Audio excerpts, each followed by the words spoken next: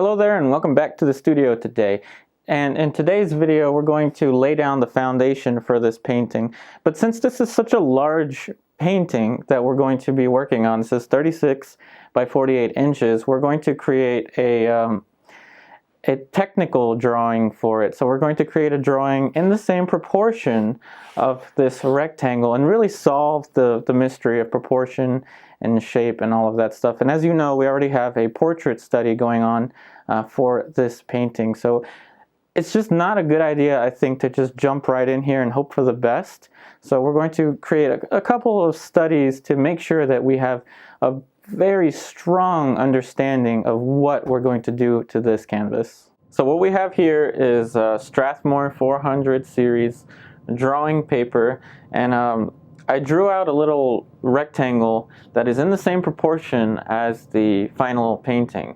So the proportion again is 3/4. So basically any rectangle that has the relation 3/4 is going to be proportional. So what we have is a 9 by 12 inch rectangle here. So now the camera is at an angle with respect to the drawing pad. And again, I'm just mentioning this because some folks were mentioning about some kind of distortions in the last painting that I created. So I think it's just important to explain that right off the bat. I can't, like I said, I can't really draw with the camera right in front of my face.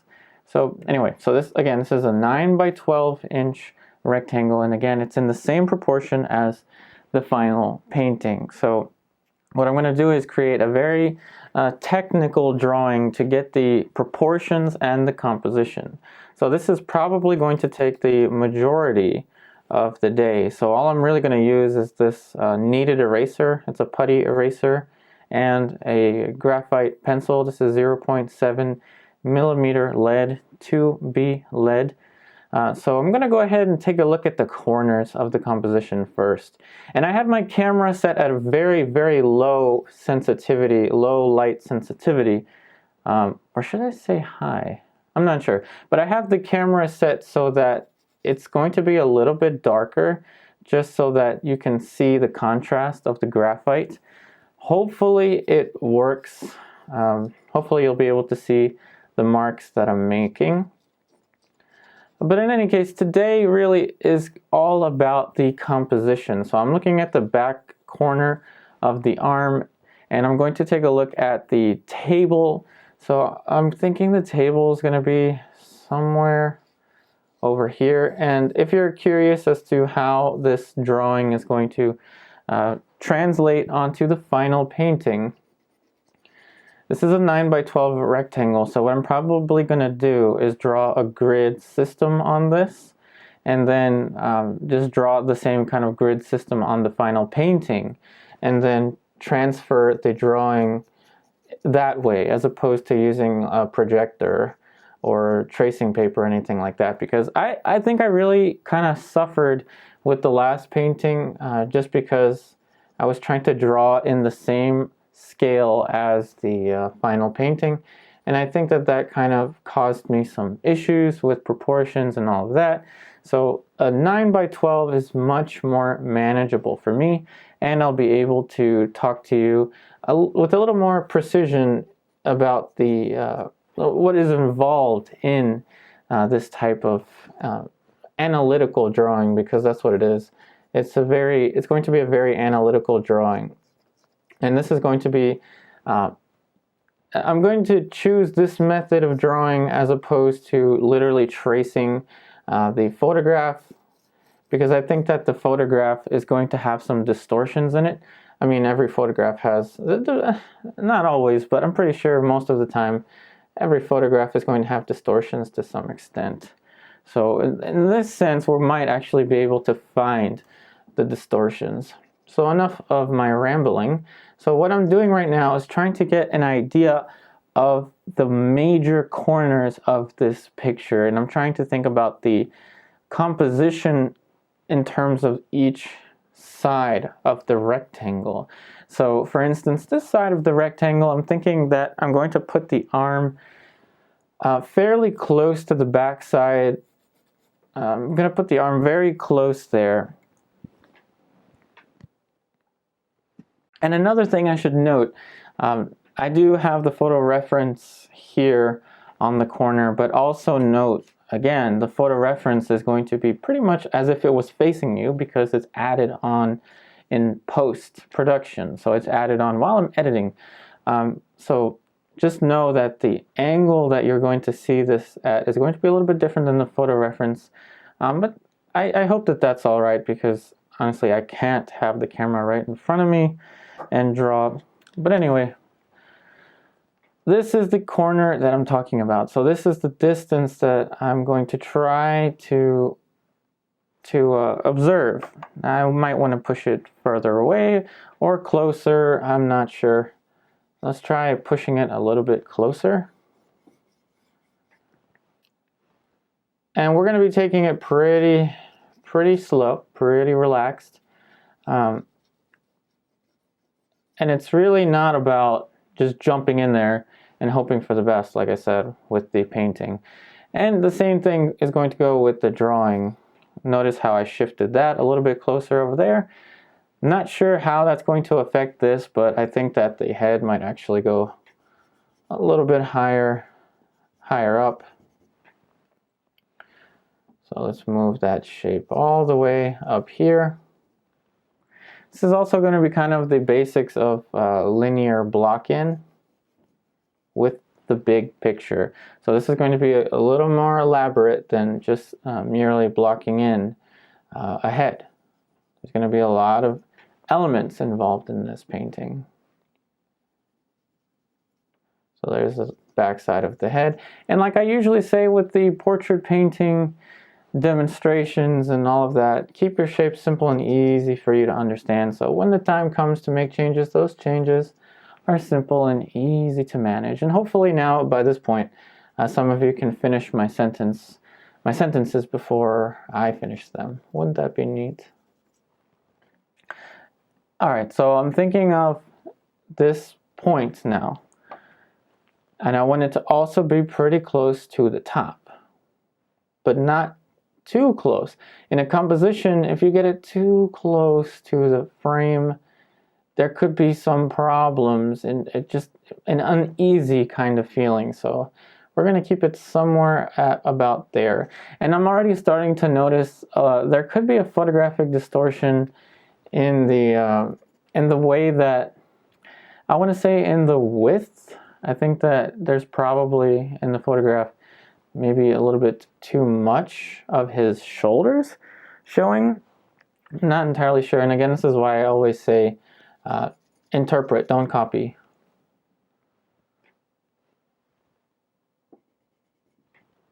All right, so now we're gonna again move on down to the other side of the composition.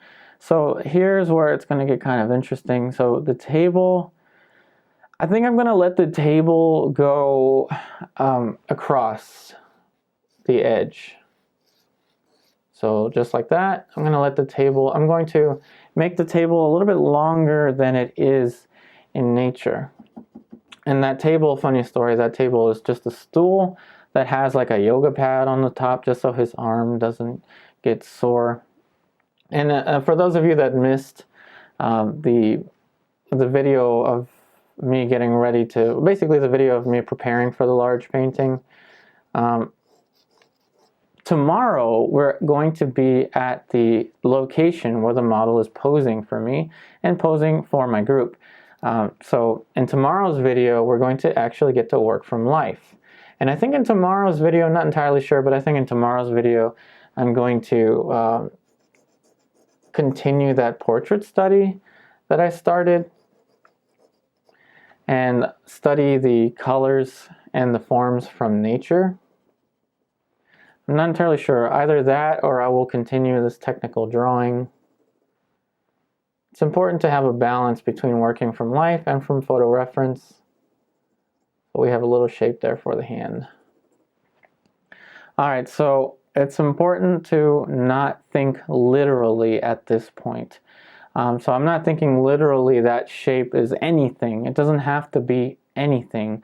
All it is a shape that is existing in this place, and it's kind of a timeless thing, really, just a simple shape there. And again, I'm starting to go off topic here. Sorry about that. So again, the table, letting it go off the side. But now what about this point in the composition? So by point, I mean this edge, the floor of the rectangle, basically. So I'm going to let his leg go across the corner. And again, this is delving deeper, even deeper into composition than we did with the last painting. I think the last painting I really struggled a lot because I kind of just felt like I rushed it. And I don't know, it's good to struggle once in a while because it teaches you where you went wrong and where you could potentially improve. And like I always say, I'm trying to give you the reality of the creation of art, and I'm trying to turn the creation of art into an art every single day in this format of video for you. Alright, so now we have the knee, the patella, right here. And I'm going to lock the knee into there, and I don't want to crop it right at the knee. So that's one element of this portion of the composition. The next element is going to be where this fabric is going to be cropped off. So I think that, that's kind of trivial. I guess we're just going to leave it somewhere over here. That's a fairly trivial thing. So let's also take a look at the chair. Now there's a little thing here, a little white pillow there, and that's just because that chair that he's sitting on is pretty worn out, so I wanted him to have something a little bit softer to sit on. So let's go ahead and just block in the outside corner of the chair. And I'm thinking I'm going to let the chair go out of the frame a little bit, just like this corner is going out of the frame. So the rest for the chair, the armrest, is going to go right about here somewhere. So that's going to be, I know it's really difficult to see right now, but that's going to be kind of the arm rest for the chair, and the back of the chair is going to be somewhere over here. And so we can also relate distances vertically. So this point right here it's a horizontal line basically, and it's a little bit higher than this, which is also nice. Now this is starting to get more and more into composition than I thought I would get, so that's pretty fun. So like I said, I want the head to be somewhere in 3/4, but I'm also going to think about the main diagonals. So this diagonal I think this is going to be my main diagonal. So I need to think about what is going to be in alignment with the main diagonal. So it looks like we're actually in a pretty good place. So the head is going to rest right above the main diagonal, and the main diagonal is going to take the viewer's eye right to the hand, and then the still life stuff that I'm going to put over here is not going to take away too much from that main diagonal. Maybe we'll be able to put something here later, I don't know, but again, we're thinking about the main diagonal as well. Much more important, the composition right now is much more important than the actual proportion of the model. Think about composition first and foremost, and then build your picture based on your composition. So now let's think about the book that he's going to be holding. Now this is just a magazine that he's holding. I think it's a fashion magazine or something. It was just something that was lying around that was available to us as a prop. That magazine is going to change tomorrow. So we're going to have a larger book. So let's think about that book as, I don't know, just like a simple shape for now. So that's like maybe one side of the book, and that's the back side of the book. And again, I'm sorry that one video that I made about the preparing for the big painting, a lot of people were confused. I guess if you don't understand what I'm saying, then you're going to get confused when I say that this is not how I start a painting. So what I meant by that, if anyone was confused, but I guess if that video confused you, you're not watching this one. When you're doing a study that is this size, you're not really worried about drawing. You're not really worried about anything other than large composition. So let me show you that study right now. So this was the study that I made during that video, and really it was just the only thing I really got out of that study, which is actually a really huge thing, was the cropping of where I want the model to be, and the coming up with where I think the globe is going to fit. So remember, we're going to add some more still life elements. So some folks were confused about this and thinking that that was how I actually paint, and then went on to criticize me about that. And that's all right. I mean, if you can't take criticism, then why put yourself out there? So it's okay. It's just that I just want to clarify, some folks didn't understand that this is not how I approach a final painting or a drawing. This was just how I got an idea of the placement of the main figure. And see how it's translating into this drawing? So that's why we did that study. I don't know, what was it, a couple days ago now? Anyway, just wanted to clarify some things there. Okay, so now we're kind of locking into the composition.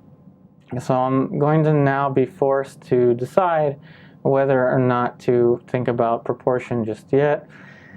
And let's see. I think we should go into a little bit of proportion now, but again, really the first thing about composition is you want to think about each face of the rectangle, thinking about what's going to be cropped, what's going to be in each corner. So again, I don't want to crop it at the knee. I wanted this distance here to be fairly close to the top, but not too close. Same thing went for this. And over here, I wanted this to extend. So that, I think, is going to be my big shape, big picture composition. So now we can get into a little bit of proportion and kind of move into the technical drawing aspect of this. So I'm going to go ahead and use simple straight lines and angles. So this is going to be a little position for where the beard is going to fit. The bottom of the beard is going to be about there, and I'm going to treat each area as a simple shape. And I'm going to be very mindful of the fact that I'm working from a photo reference, and that there could and most likely will be drawing distortions that I'm going to have to identify and address.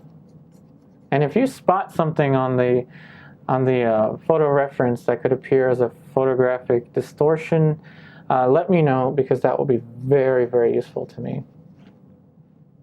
And as always, I'm trying to include you in the development of the artwork. So now we're going to block in the hand. Simple straight lines and angles helps you keep honest. It's very easy to kind of say with a weird curve, a spaghetti looking curve, oh, well, I guess the hand is there, I guess the hand is there. Well, with a simple rectangle, I know that's not a rectangle, but with a simple little shape like this, I can clearly tell where the hand begins and where the hand ends. That being said, I probably just put the hand in the wrong spot, which is okay. So I think that the fingers are going to go about here. You know, and each day in the studio is so much fun. It's so much fun when you know what you're after, you know what you're trying to create, and you know that all of this is going to add up to one of your best paintings ever.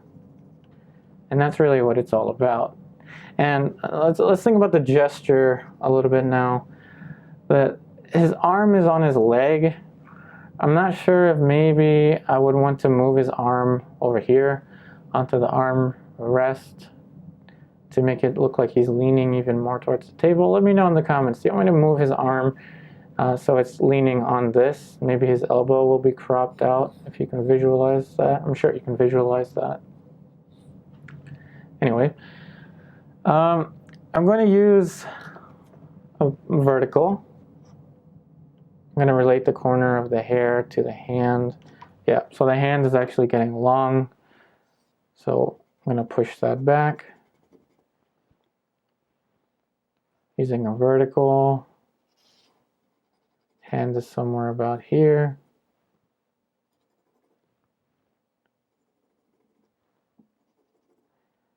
So the way that you establish your proportions is by relating. A proportion by definition is a relationship of one thing to another.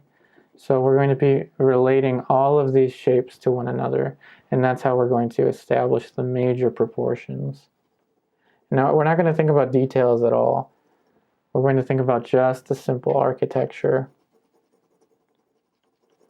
just like the old masters would have treated this.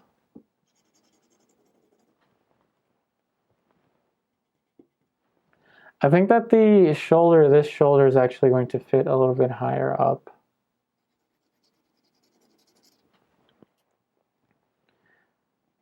Giving a little bit more of a thrust to his torso. It also helps to look at the negative shape. So this is a negative shape. Just if this is a puzzle piece, imagine what that puzzle piece looks like.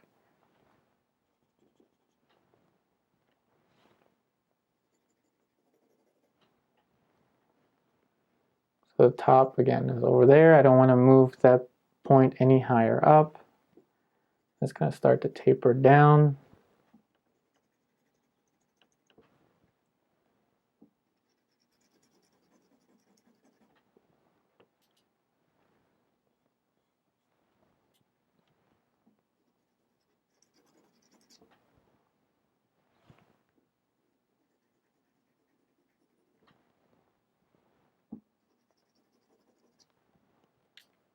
And I don't want to get into too much of the folds of the thing that he's wearing, the shirt.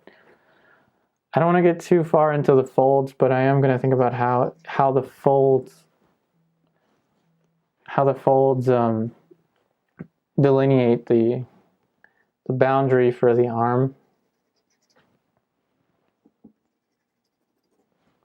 So think about this arm, this little shape here for the fabric of the shirt that he's wearing as the corner of the arm.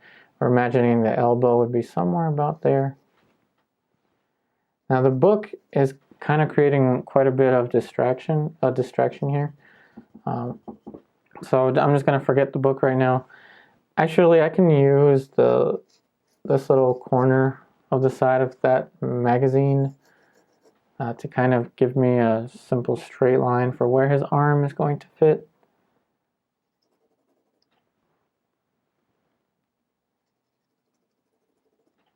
That goes about there. It's going to be the bottom of his hand. And then the technical drawing, I don't care about the portrait. I don't care about... we have a separate study for the portrait, the face on its own. So I'm not going to worry about that. For the for this technical drawing, I'm really just thinking about the composition and these large proportions in relation to one another. So let's see. We can pretty much do whatever we want with the table as long as the figure is in proportion. I also need to think about his other leg. So his pelvis would be here. I know that you can't really see it. I can't see it either. So I'm thinking that the other leg would be somewhere about here. It's just good to envision it, even though you can't really see it. Just envision where it would be. And I think that this hand is going to be a troublesome area in the final painting. So I'm going to keep this even further simplified. Just a simple set of lines.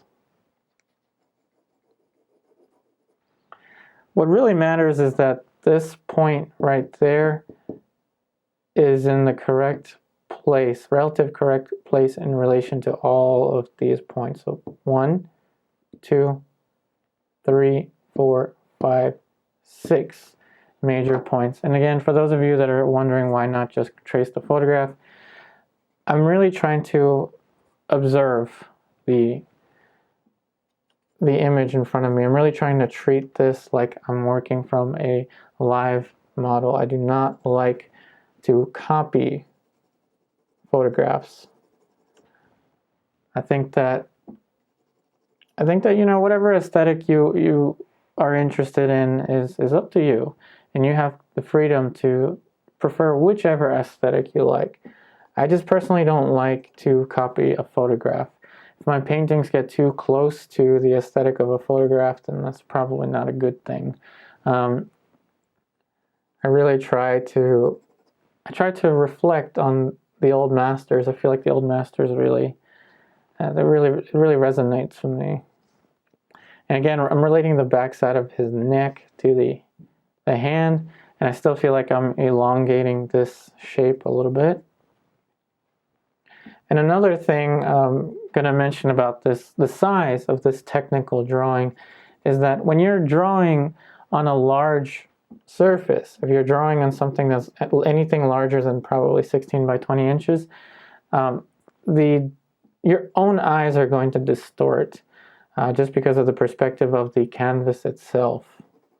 So this dimension really helps to minimize distortion, at least to my eyes. And this is really how we're going to lay down the foundation.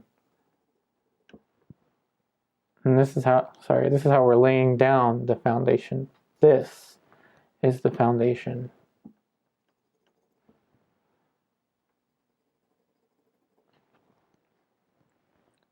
Relating each piece of the puzzle. This is a very meditative kind of thing.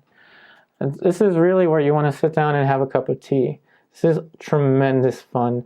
Once you learn how to take your time with each shape, and once you realize that this painting doesn't have to be done today, this drawing doesn't have to be done today, once you know what you're after, it really makes the process that much more relaxing. And I'm trying to bring that type of relaxation to you. Just want you to sit back and enjoy. Really trying to combine the art of traditional painting and video. So there's the back side of his leg there. So we can also look at this little backside shape. This little back shape. So this actually goes up. So just looking at the nature of this shape on its own.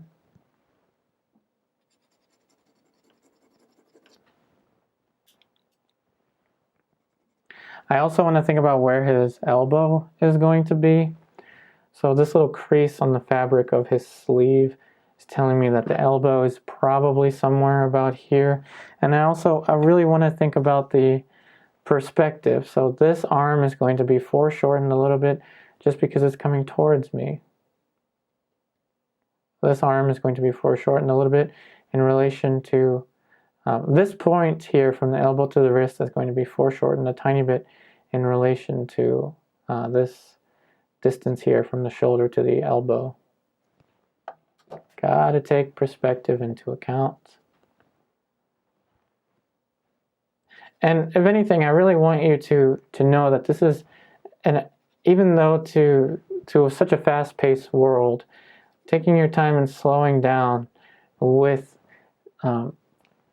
traditional or academic drawing and painting, this is really a lot of fun. There's so much involved in this. And I really want the world to know that you don't have to just slap a bunch of paint onto a canvas and then that's art. And not to knock on anyone's taste in art, like I always say. I think that all forms are art. all forms of art. All forms of art are beautiful so long as they're looked at in the right context. I'm not here to judge or criticize anyone. I just don't have enough time in my day for that stuff.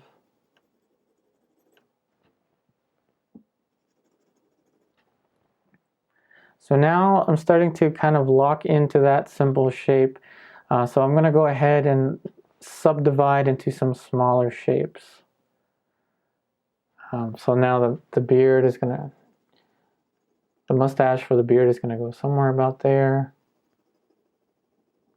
There's something to be said also about the quality of the line, the quality of the mark making. Notice how I'm kind of like moving the pencil around like this instead of trying to make a perfect razor sharp line.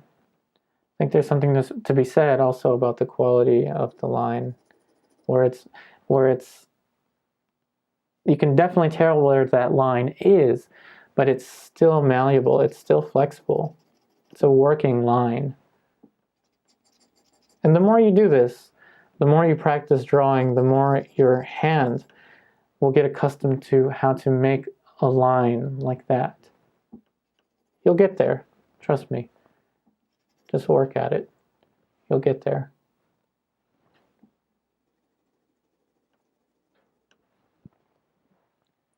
And I'm going to keep relating these shapes to one another now. Now we have pretty much almost all of the information that I want. Maybe we'll throw in some stuff in there for the face later, but we're getting close to having all the information that we're going to want.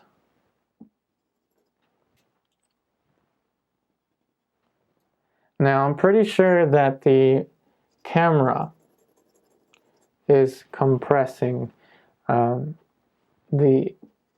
the drawing, so it's probably making it more narrow than it actually is. So just be aware of that too.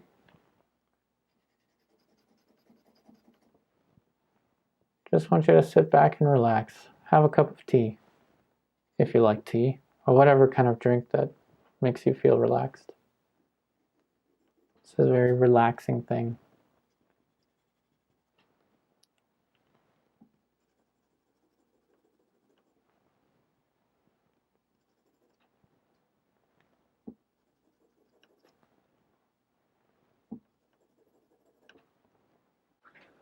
Now, after working on the simple shapes a little bit, I think we can put in perhaps a few tiny little indications for the features of the face. But again, this is only just for kind of, I think, just to get the impression of the face onto the simple shapes that we drew out. Remember that the technical drawing is more about the large proportions and the composition.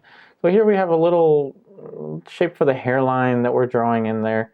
And then the ear, let's suppose that there's going to be a little shape here for the hair.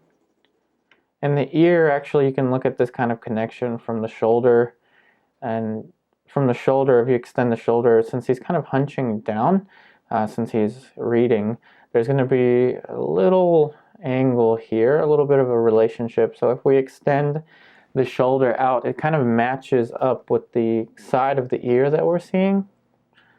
So this is going to come down a little bit here.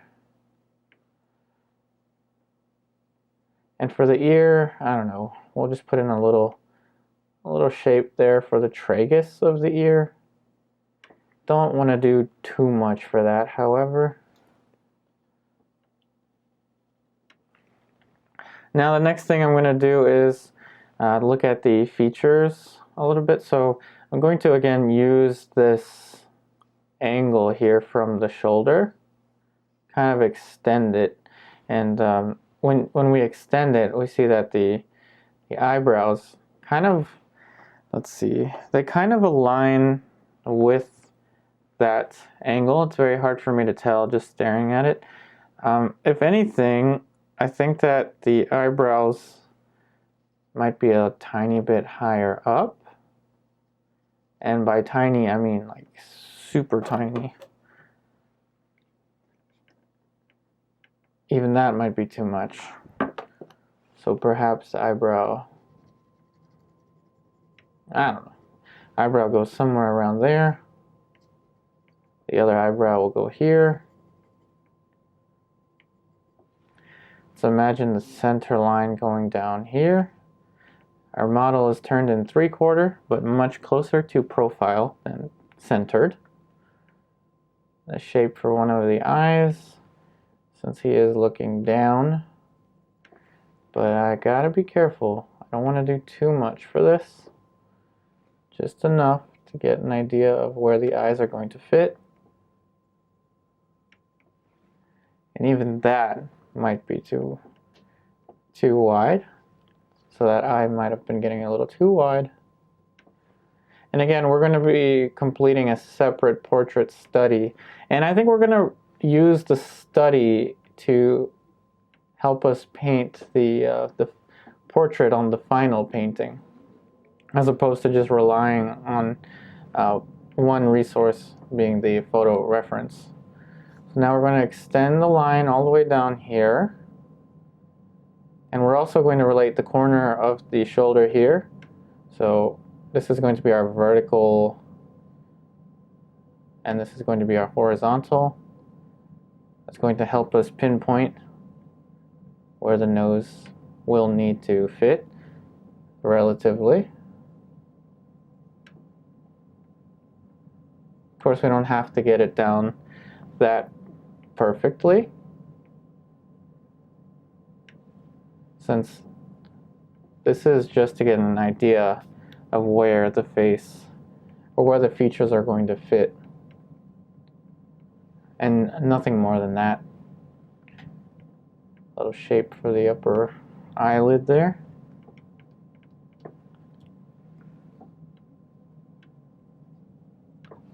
And then let's put a little partition in there for the mustache. Going down a little bit there. Let's just give a little more of a shape for the eyebrows.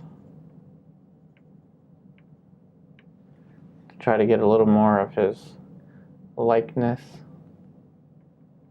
Not that we're really that concerned about the likeness for this part of the technical drawing.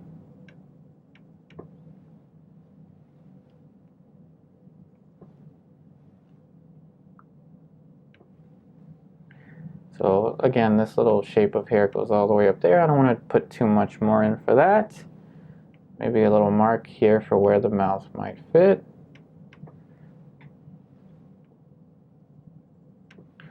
There's the boundary of the mustache. Might be a little bit too far down.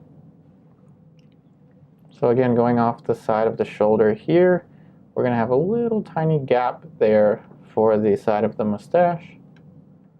So that shapes a little more like that. Going down. Tapers in like this for the side of the beard. And let's see, I think I still have a little bit of a problem here with this eye.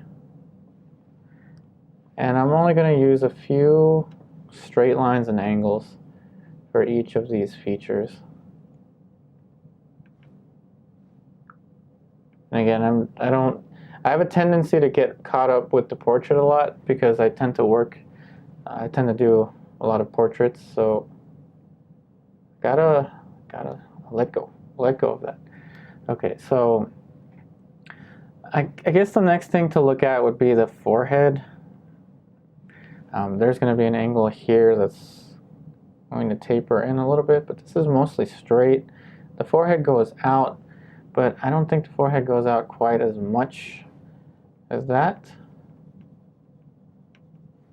And again, you're seeing the drawing with the camera at an angle. So I will show you what it looks like with the camera straight in a straightforward position before we're done for today, but I think we're approaching that point. Maybe a little shape here for the side. Alright, so this is what the drawing looks like with the camera. The camera pretty much front and center, so I thought I would just try to get some footage of the actual drawing with the camera centered. But the camera, it still kind of distorts some of the things there, but I think that this gives you a better view of the technical drawing. So remember, the important thing about the technical drawing is to get an idea of the composition, and like I said earlier, the distance from the elbow to the back of the of this side of the rectangle is important, as well as this position here, and the fact that we decided to make the table go all the way off the corner, and again also making sure that the knee isn't cropped at the joint so that the patella is not right there, because that would not be good, at least in terms of what I want in my own composition. What concerns me a little bit with the drawing, however, could potentially be the width. I'm not entirely sure. So tomorrow I'm actually going to return to my portrait drawing, painting, however you want to call it, my portrait group that I run. So in tomorrow's video, you will get to see me actually working from life. Now I'm probably going to have to record the footage and voice it over. The lighting in the art studio or the art group isn't really the best for filming, so I'll do the best that I can.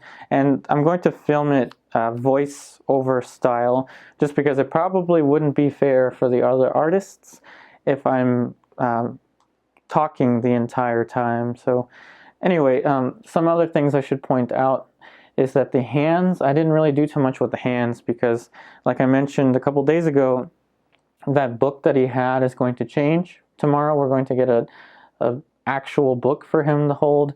We're going to start to put in some still life props over here. So there's going to be quite a bit of things going on here. Remember, there's going to be a lot of stuff going on in the main diagonal. But the important part of the composition is this area here, to make sure that there's kind of a quiet space to the composition, which is what this is going to be. And the hands, I might re-photograph the entire thing and get the hands more interesting gestures and movements for the entire hands. I might move this over there. Not really sure if I would do that, but again, the technical drawing was to get the composition down in a rectangle that is proportional to the larger canvas that we're going to work on. I'm pretty sure his head is going to be in this position, very much 3/4 upper left corner of the rectangle. So again, placing his head, a large picture, and I think we're good to go. And I think this is going to be good to set us up for some value studies and some color studies before we get into the final painting. So I really hope that this video helps you out. I wish you the best in all of your artwork, and as always, I'm trying to bring you closer and closer to the experience of creating this kind of artwork. So I wish you the best. I hope you have a wonderful rest of your day, and I will be back again in another 24 hours.